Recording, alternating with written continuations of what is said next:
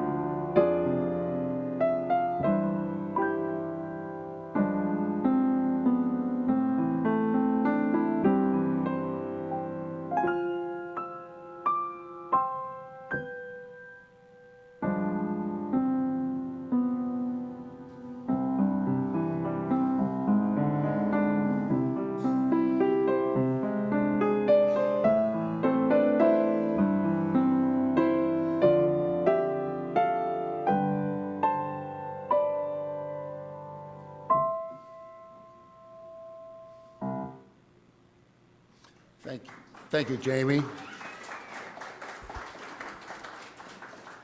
Thank you, Jamie.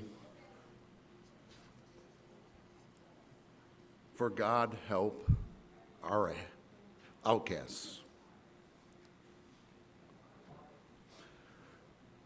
Good morning. During this year's inaugural service on January 21st, 2025, at the National Cathedral for President Donald Trump, Bishop Marianne Budde joined with many across the country to pray for unity as a nation, not for agreement, political or otherwise, but the kind of unity that fosters community across diversity and division, a unity that serves for the common good. As the bishop said, Unity is the threshold requirement for the people to live together in a free society. It is the solid rock to build a nation.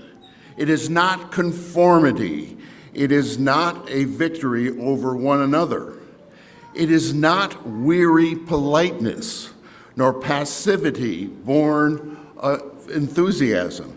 Unity is not partisan.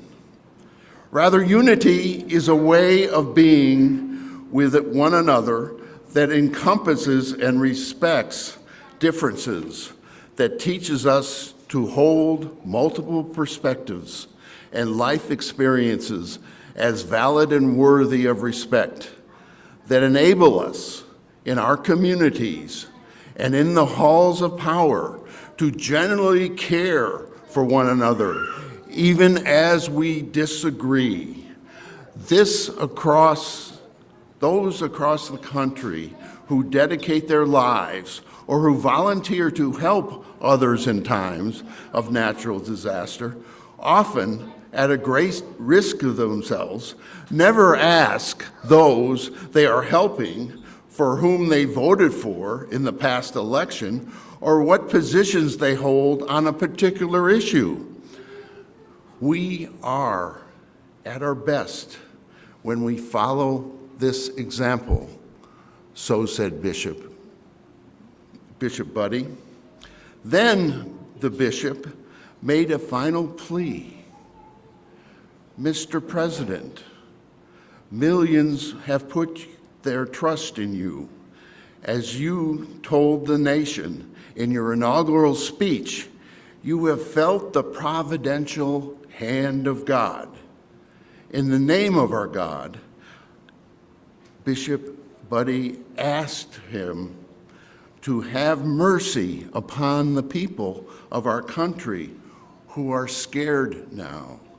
They are gay, lesbian, transgender children in Democratic, Republican, and independent families who fear for their lives. And the immigrants who pick our crops and clean our office buildings, who labor in our poultry farms and meatpacking plants, who wash the dishes in our restaurant and work the night shift of the hospitals. They may not be citizens or have proper documentation, but a vast majority are not criminals. They pay taxes, are good neighbors, and are faithful members of our churches, mosques, and synagogues and temples. Have mercy, Mr. President. Fear that their parents will be taken away. Help those who are fleeing war zones and persecution in their lands to find that they are merciful be merciful to the stranger, for we were once strangers in this land.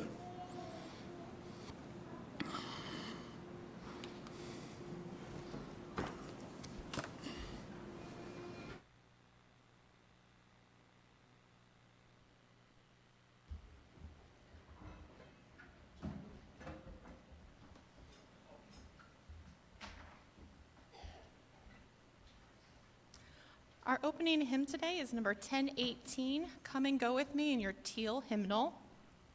The words also appear in your order of service and on the Zoom chat box. Please rise and body your spirit and join me in singing.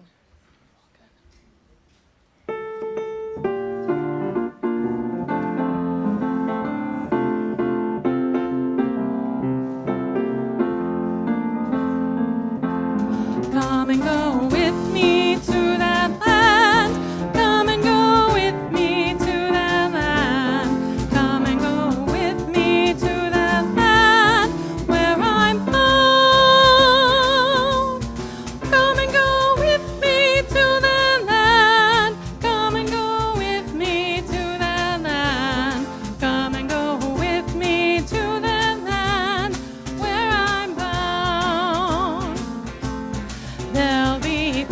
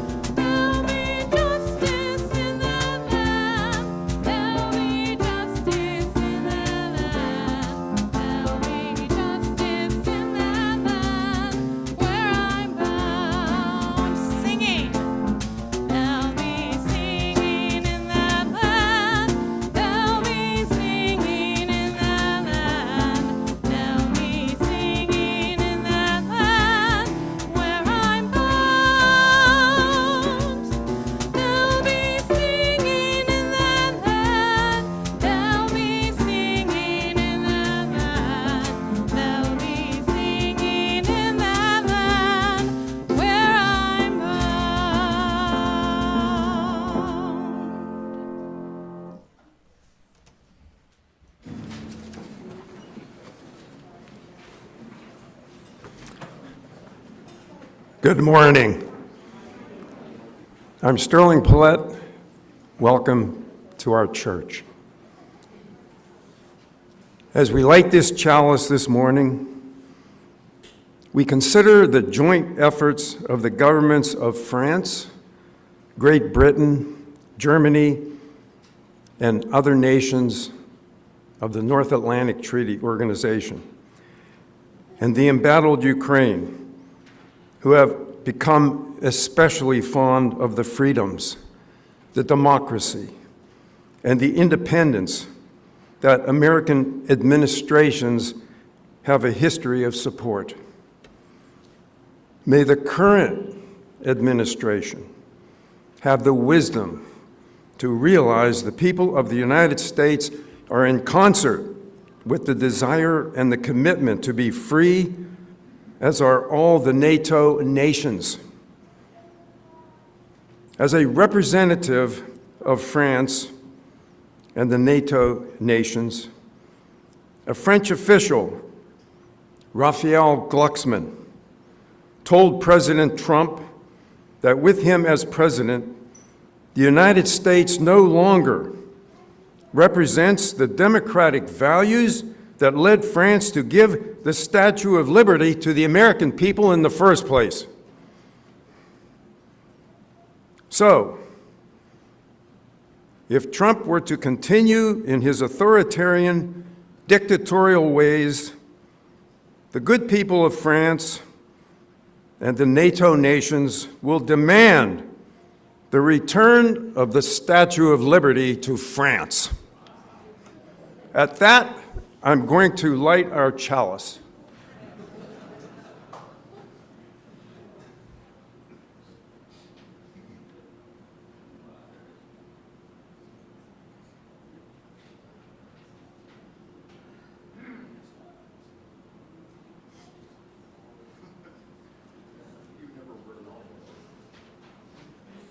This is a new wick.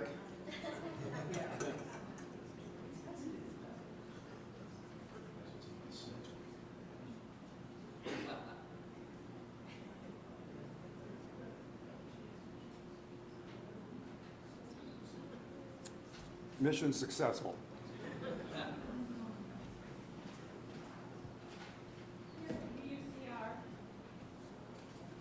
Here at UUCR, we have a beloved tradition of singing our covenant together. Love is the spirit of this church. The words will appear in your the screen up here, the order of service, and your Zoom chat box. And if you are visiting us today for the first time, please accept this as our blessing to you.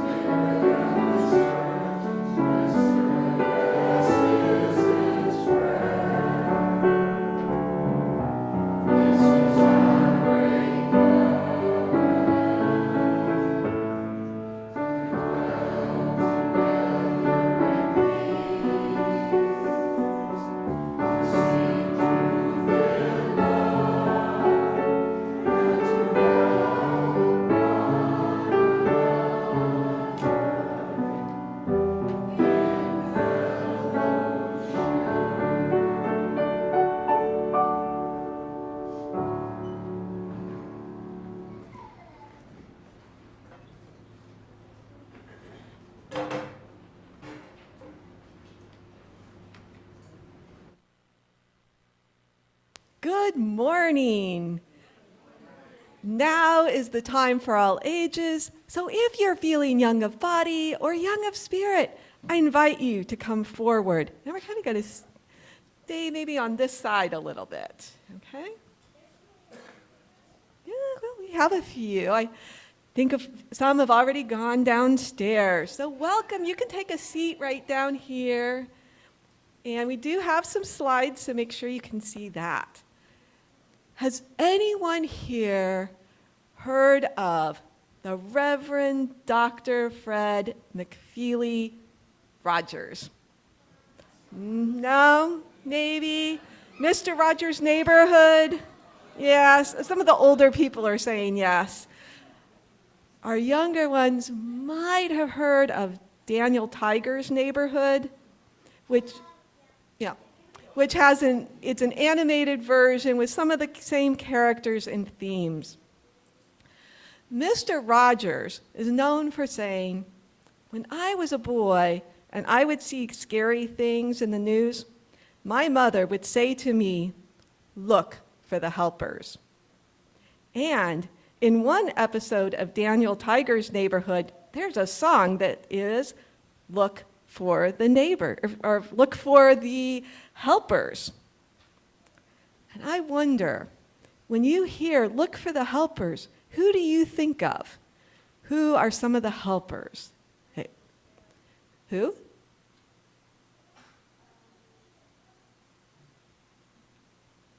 Anyone out here think of some helpers? We have some helpers here. Yes. So some of the helpers at UUCR are our child care providers and people who meet with children and teens. There are people who make our worship services possible, our AV team, our worship associates. There are people who take care of the building, like Bruce Anderson and the facilities team. There are leaders who guide the congregation to live its mission, and people who take care of each other and the UUCR community in so many ways. There are also helpers who work to care for and speak for people outside of UUCR, for our country, and for our world. And this slide is showing members and friends writing letters to leaders for the UU Social Justice Project to support immigrants.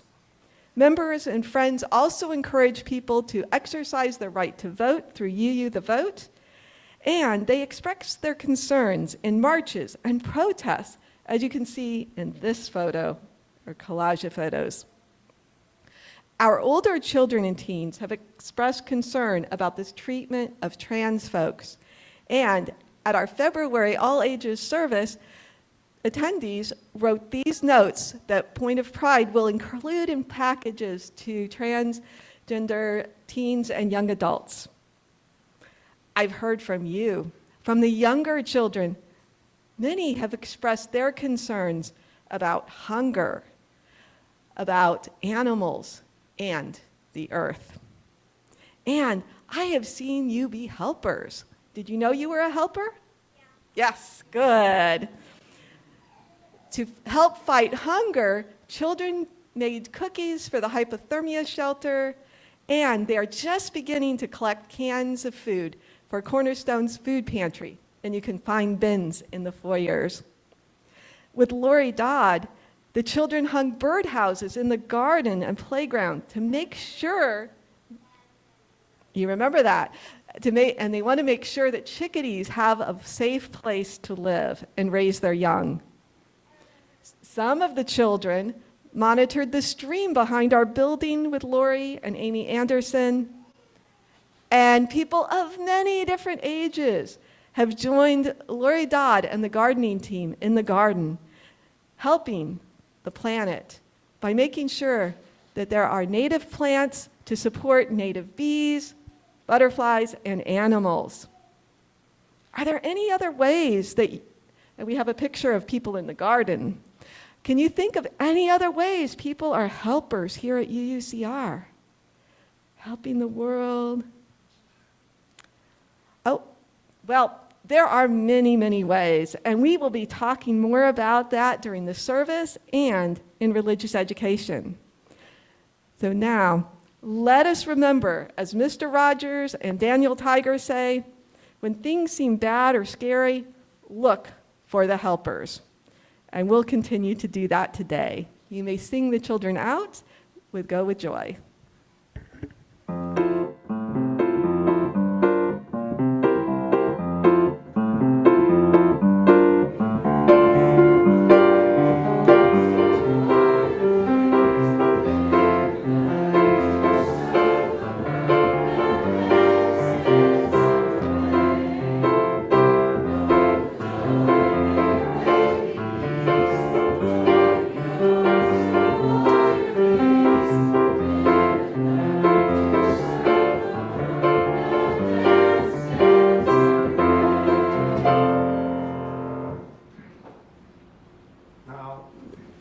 Now is the time in our service when we share our joys and concerns so that no one ever has to hold them alone.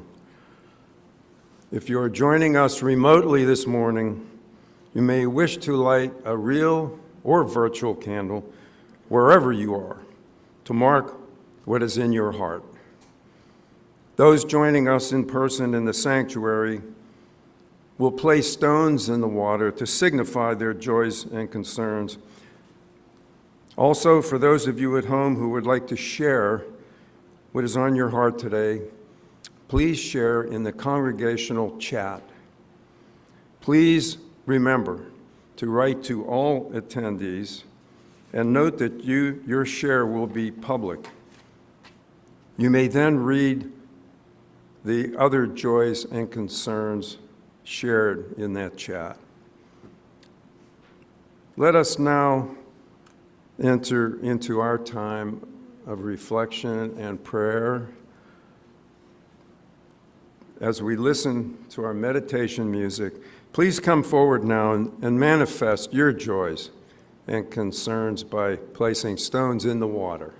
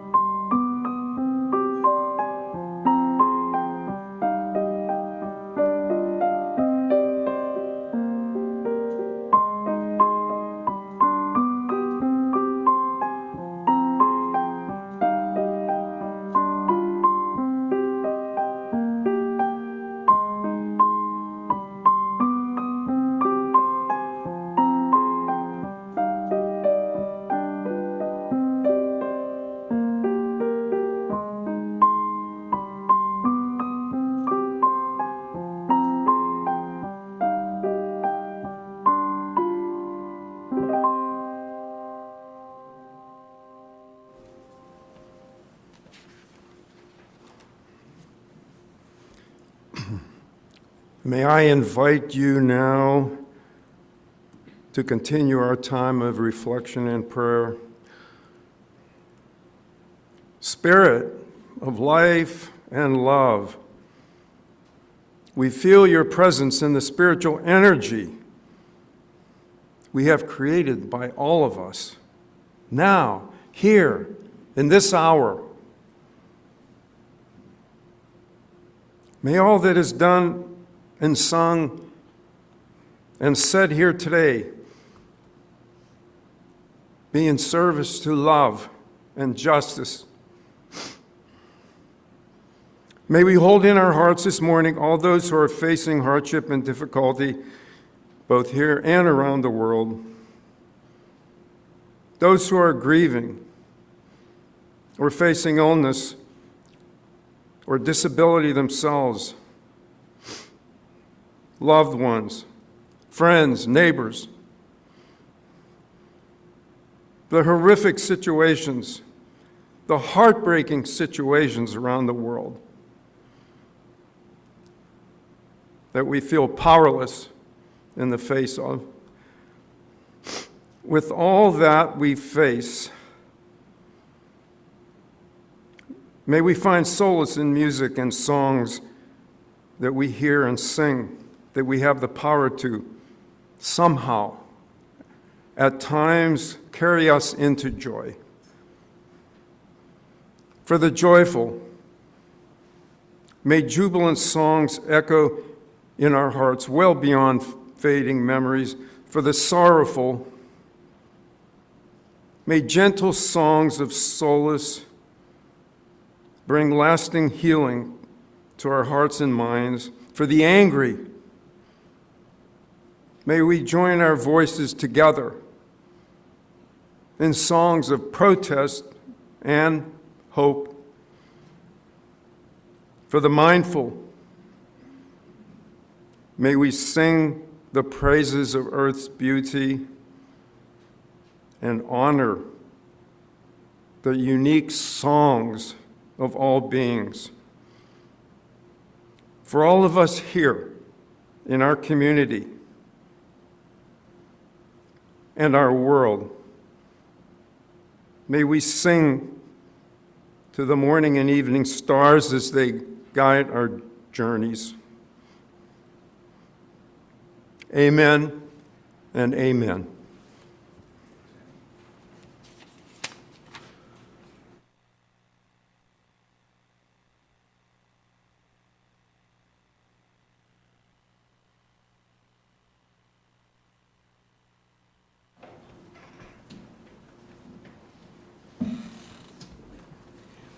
So all that you see around us was built with funds from our membership. We are a self-funding church. Unitarian Universalist Church in Reston relies on the generosity of its members and friends for daily operations as well, all salaries, all efforts that we do in the community. Everything that we do to make a difference comes from you. Pledges support our worship and music programs, our religious education programs, and all kinds of things that we do to make a difference. So we now invite you to support the work of the Unitarian Universalist Church in Reston by making your donations to the collection plate as it's passed around if you're here in the sanctuary, or at the link on the slide if you're attending remotely, and in the chat box. Thank you again for your generosity and support of our beloved spiritual home. And quick program update, Henry Collins is joining the band today. He's usually part of the band, but... And am I audible in the back speakers? Just a technical note. Karl asked me to check, and...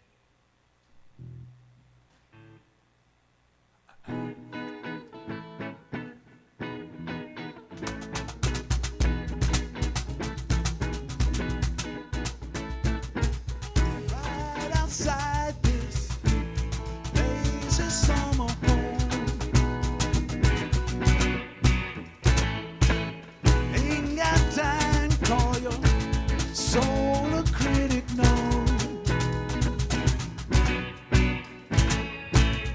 Right outside the lazy gate, winter summer home, wondering where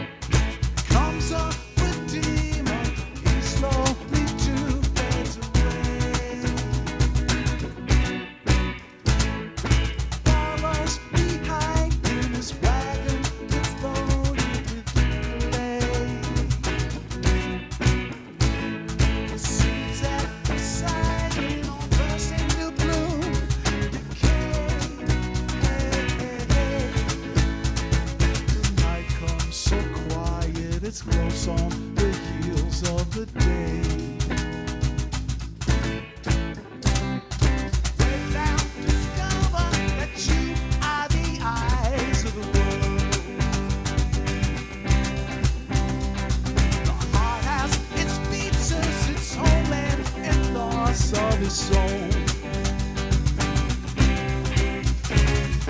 Wake up to find out that you are the eyes of the morning song. The heart has its seasons, its evenings, and songs of the soul.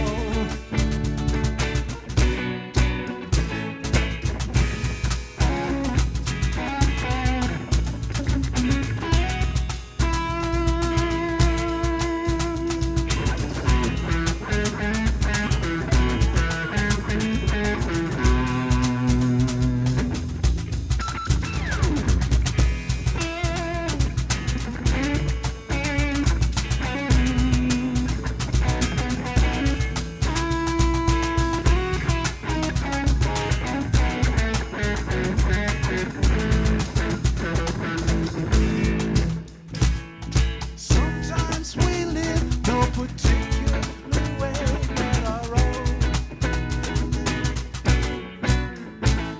Sometimes we visit your country and live in your home. Sometimes we ride on your horses. Sometimes we walk alone. Sometimes the songs that we hear to songs of our own. Wake up to find out that you are the eyes. The heart has its features, its homeland, and thoughts of its soul. Wake now, discover that you are the song that the morning brings. The heart has its seasons, its evenings, and songs of its soul.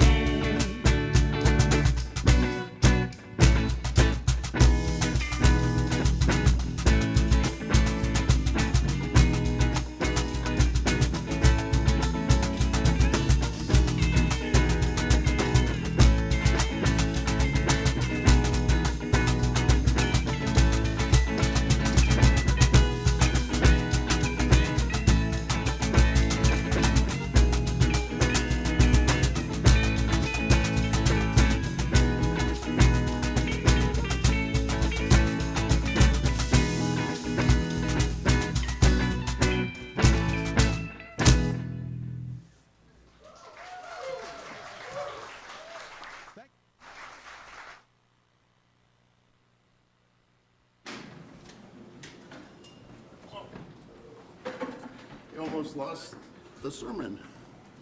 Good morning, eyes.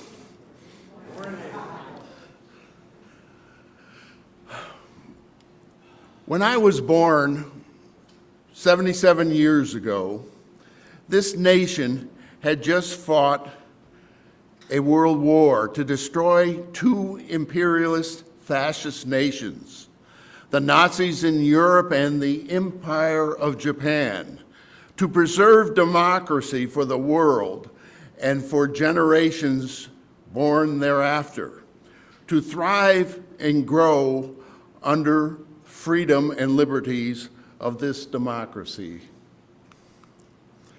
On the Monday,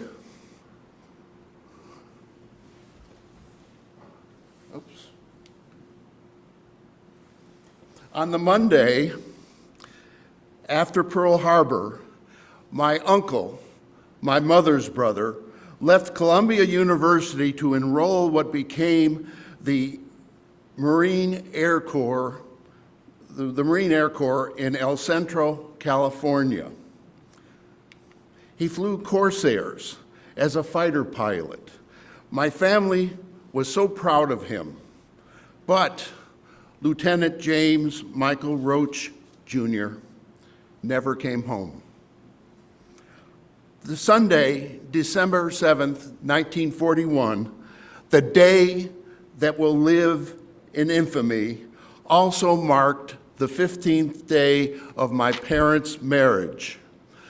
But within weeks, my father and mother left Dartmouth College and my father's coaching job to join the FBI in their espionage unit in New York City, where he worked with fellow FBI agents who caught and provided evidence to convict a Nazi spy, John De Silva, who was trying to co-opt water depth charts of the New York harbor to be used by Nazi submarines to sink U.S. and Allied ships in the New York harbor.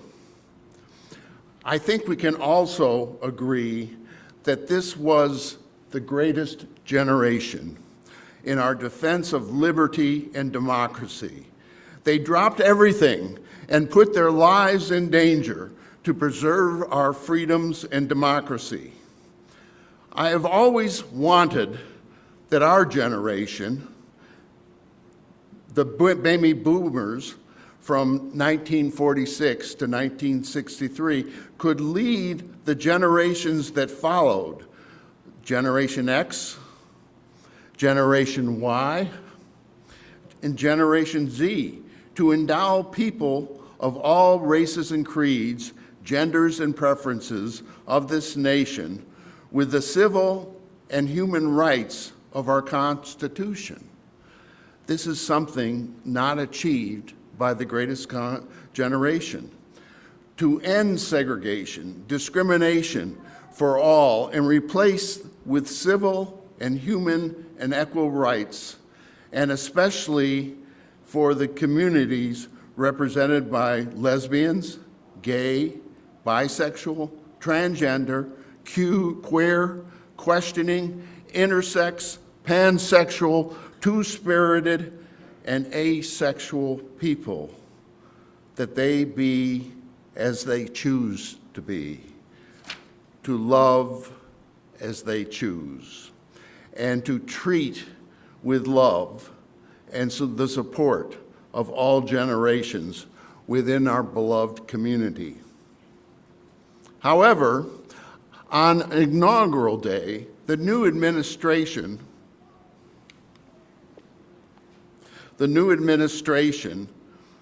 had a different agenda on their mind, as executive orders were signed into action, including from the Paris Climate Agreement, making it impossible for the rest of the world to meet its 2030 goals for greenhouse gases.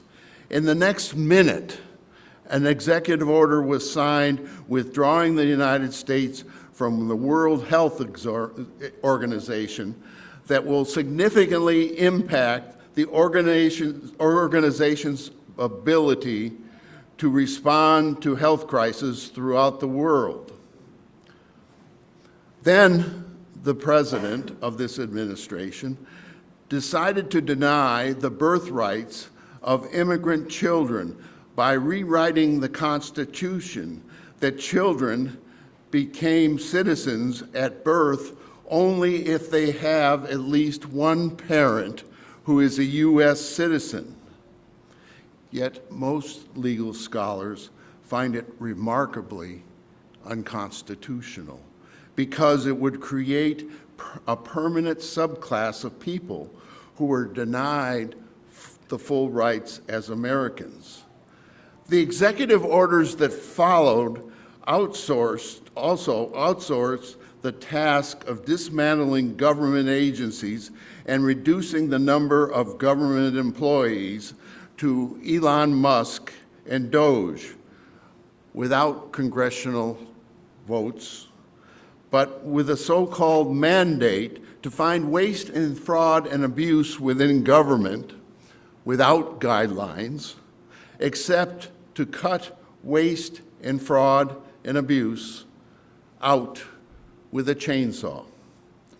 So, does this flood of executive orders risk destroying the fundamental substance of our democracy by dismantling government agencies and terminating or retiring thousands of government employees, especially those employees who worked with diversity, equity, and inclusion in DEI programs, so that on January 20th, 2025 has become perhaps the day that will live in infamy.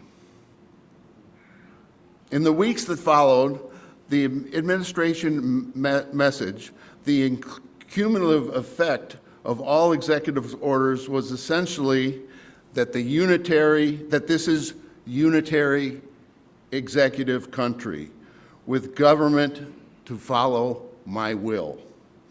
If the administration tells the government to stop spending money, the money stops. If the executive order says that birthright citizen is over, it's over. Yet, don't believe this bluster, because administrations cannot legally rewrite the Constitution as if they were framers of this Constitution. He cannot dispense with birthright citizenships because within days, 2 federal judges froze the executive order. When the executive order issued freezing federal spending, a federal judge froze that too. The Democratic Attorney General's Association reports that from February 3rd through February 23, the federal judges had temporarily restrained 11 out of 13 executive orders, including ICE's arrest, church arrest, ending DEI grants, and the birthright citizen ban. From February 24th to the 28th, judges temporarily restrained 10 of 12 of these executive orders. And from March 3rd to March 7th, judges have temporarily restrained the NIH grant cuts, the DOGE USAID shutdown, and the order ending EPA grants.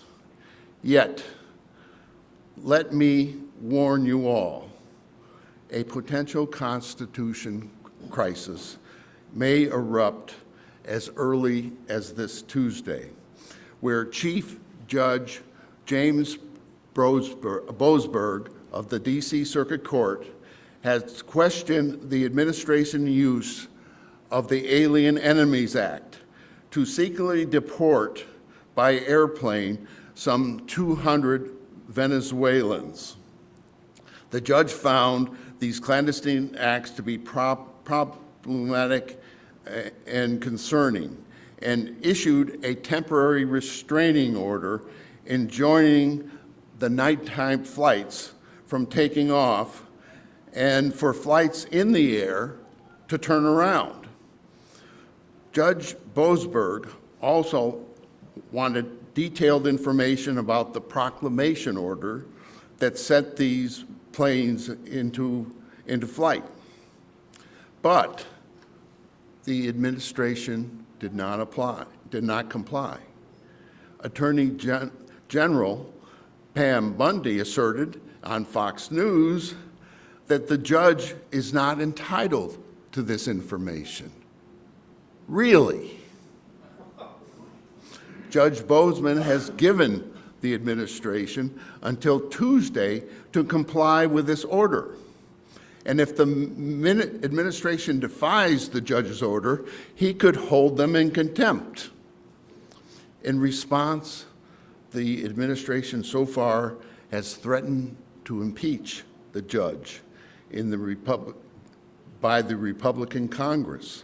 So, we the people should be prepared to act. More on this later in the sermon. The administration continues to persist with this seemingly bold unitary executive conduct because it is their projection of strength, that really obscures the reality of their weakness. We must remember that the political capital is thin. The winner of the election was with a plurality of 49.8% of the vote, not a majority. And the administration entered office with approval ratings of 47%, some 10 points below President Biden's rating in 2021. With all else going on for the last 62 days, his popularity and approval ratings may be in a free fall. This is where you and I come in. And you to use our constitutional freedoms of speech and assembly to do what's necessary to preserve our freedom and democratic ways of we the people. It wasn't until last December 2024 that I was prompted by an editorial to write this sermon.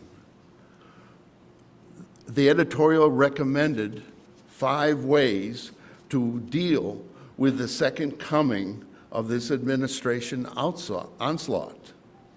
The 4th recommendation was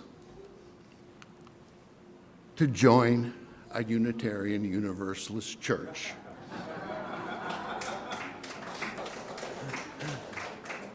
Because of their advocacy for social justice. I was impressed but not surprised because for the last 50 years, Carolyn and I were active in support of the Equal Rights Amendment and were at civil rights rallies, protests, but the editorial really missed it because he was not aware of our covenant that this church sings every Sunday, that I sing, but badly. I'll speak it. Love is the spirit of this church, and service is its prayer. That's all we need, because I believe love, once instilled in the people sitting in these benches and elsewhere, invite us, if not compels us, into service for the betterment of humankind. And service is our prayer.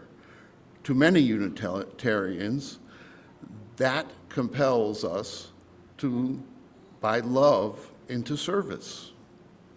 There are many examples of how our service is based on love. Caring Circle, for instance,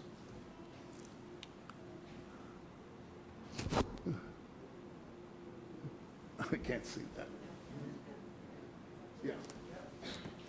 Caring Circle,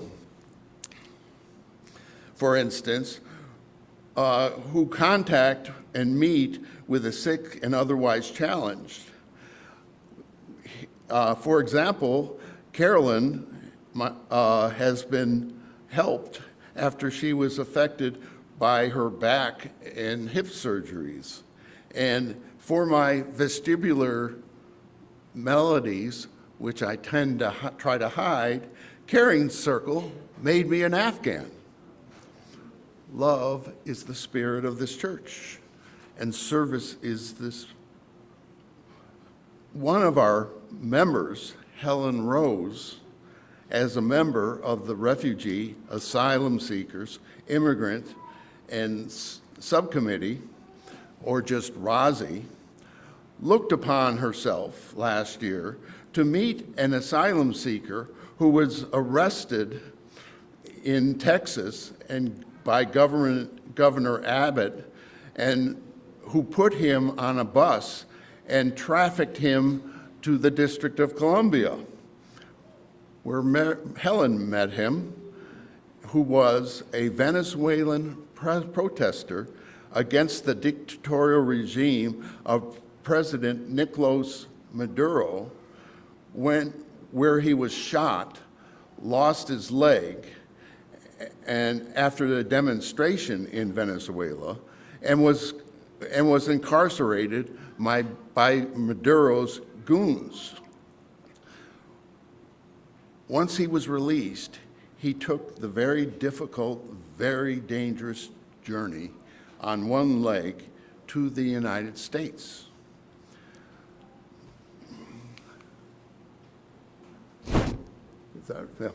So, Helen met this one-legged Venezuelan protester who was heading to New York in D.C. Helen found clothes, 2 heavy jackets, and a used motorcycle so he can sustain himself by making deliveries for DoorDash in New York City, especially during the winters. But there's more. Helen secured a $20,000 prosthetic leg at no cost to him. So now, Helen is the go-to person in D.C. for immigrants in need of prosthetics. When we take steps to look back over the past 62 days since the inauguration, with the flood of executive orders, we in this church can easily be overwhelmed. What can I do with today's batch of executive orders when I'm still inundated with yesterday's? How can we respond with our service when it's overwhelmed? That is why I ask you not to undertake tasks, but I suggest that we look into opportunities that we, the people of this church, can do, that we address the most important, the most devious, underhanded assaults on our democratic, our civil, and our human rights and freedoms. At this moment, number one must be the potential constitutional crisis. On this Tuesday, Judge Boasberg has set the date to receive the answers of his temporary restraining order from the administration about the flights to El Salvador of some 200 Venezuelans who were deported in the middle of the night before having due process hearings, and the administration claims, however, that the deportation without due process is permissible because the president signed a proclamation in the middle of the preceding night that activated the Alien Enemies Act of 1789, thus allowing the administration to summarily deport foreign enemies during wartime without due process. Really? Under this proclamation, flights proceeded with the deportation for Venezuelan foreign enemies that the agency claims were legally under the provision of the Wartime Act. Really?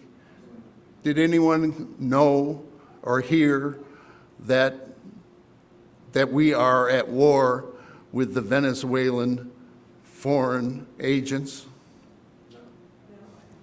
If the administration refuses to comply with the TRO on Tuesday, the judge could hold the administration in contempt, and Congress could respond with the impeachment of Judge Boasberg. This would be a constitutional crisis, and it would be our time to act with massive protests in response to the constitutional crisis. I'll be in touch with any and all of you who signed with me tonight to be aware of what we need to do to protest this constitutional crisis which was caused by this administration. Number two, if this constitutional crisis does not occur, it is time for this congregation to get out its pink hats out of the mothballs and gather as a congregation to mobilize in Washington, D.C. on April 5th at the D.C.'s Washington Monument at 12 p.m. to stop the MAGA assault on our country and for the women's constitutional reproduction rights. But there's more. The Center for Reproductive Rights has heard this administration wants to ban abortion nationwide, to roll back the reproductive health care, and to define federal law, in federal law, that personhood begins at conception. That would criminalize abortion, ban stem cell research, assisted reproductive technology like IVF, and common forms of birth control. While we are marching on April 5th, we should also realize how vulnerable Virginia women are in losing their reproductive rights and access to abortion.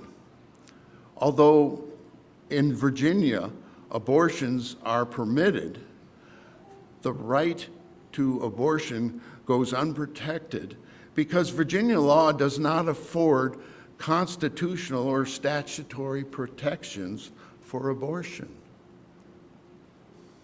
It's wide open for a statute to ban abortion, as our current governor tried to ban abortion by statute after 15 weeks. We need to make this deficiency a part of our talking points as we proceed toward Virginia's November 2025 statewide elections, where Virginia, with our help, can become the bear-weather state representing our people's dire need to reestablish our freedoms of our democracy in this Commonwealth, and to seek at least a statutory protection for access to abortion and to abortion. Had enough?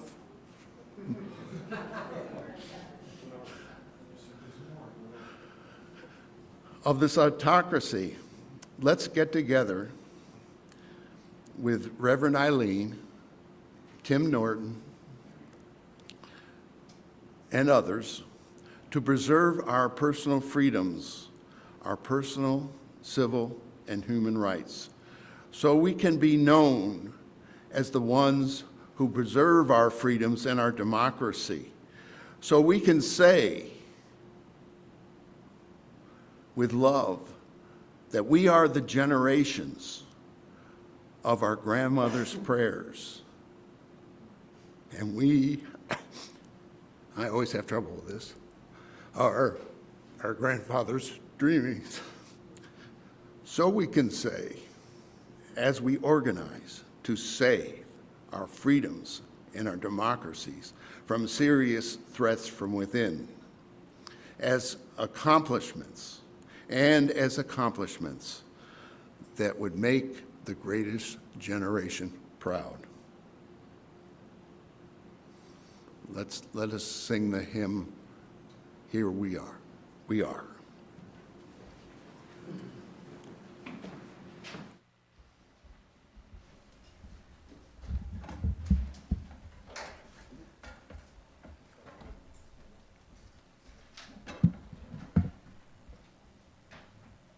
Our closing hymn today is 1051, We Are, in the teal hymnal. The words will appear in your order of service and on your Zoom chat box. Please join me in singing. You can stand in body or spirit.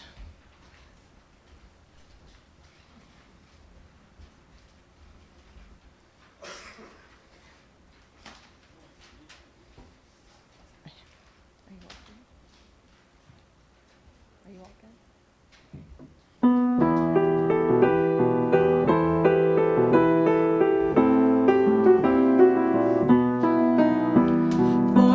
Child that's born, a morning star rises and sings to the universe who we are. For each child that's born, a morning star rises and sings to the universe who we are. We are a grandmother's prayers, and we are our grandfather's dreamings.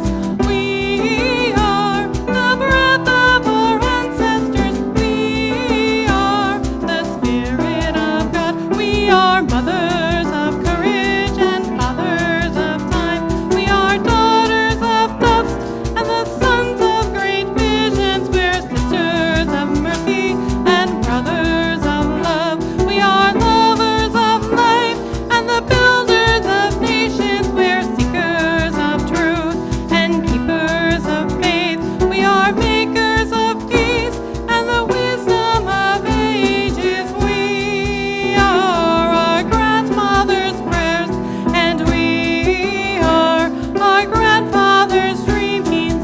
We are the breath of our ancestors. We are the Spirit of God.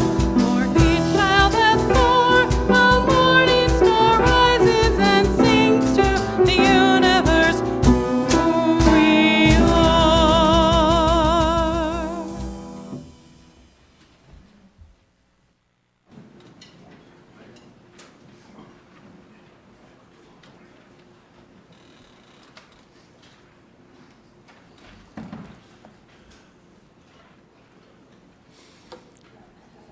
For our benediction, we should say, may this space remember that love within us all is dedicated to forming deep relationships in this congregation and throughout this country and the world. May this place ever be a place of inclusion, welcome, and love. May our tent be inclusive of all we have mentioned here today and identified, our supporters and our detractors, in unity to develop a common purpose that we acknowledge and respect the humanity of this ever-widening circle with the integrity of a large and abiding purpose. Let this be a place of peace in America, within our current boundaries and in the world.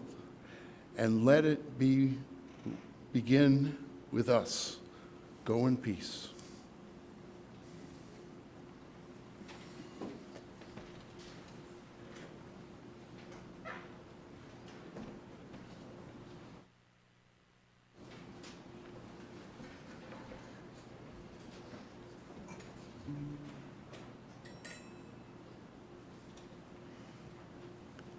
We have now come to the end of our service, and it's time to extinguish our chalice.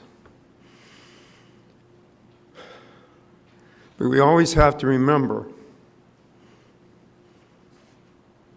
we are not extinguishing the light of hope and faith, nor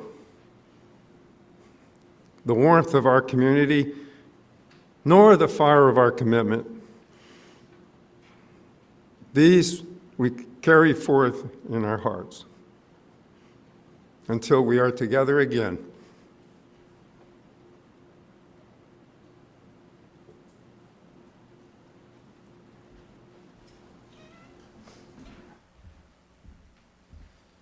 Our postlude today is coming from the Gray Hymnal, number 169, We Shall Overcome. Please rise in body or spirit to join me in singing.